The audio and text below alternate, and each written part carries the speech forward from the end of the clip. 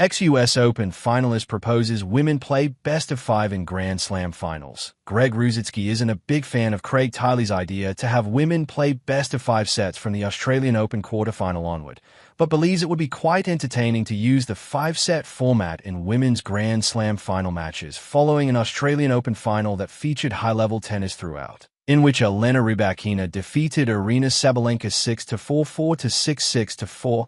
Happy Slam tournament director Tiley dropped a bombshell by revealing that he was thinking about introducing best-of-5 set matches for women as early as 2027.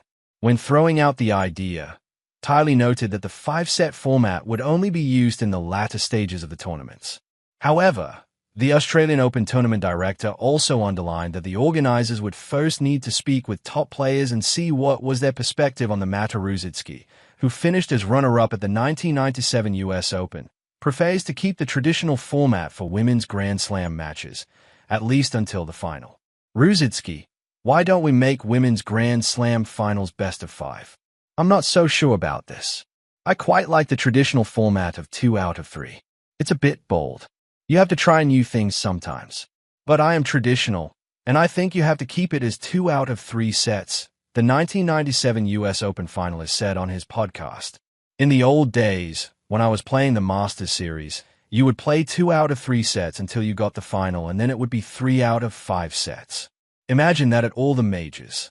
Instead of having it from the quarters onwards, why don't we make the finals 3 out of 5 sets? Finals tickets are so popular for the men's and women's at the majors, and I think why not make the final 3 out of 5 sets?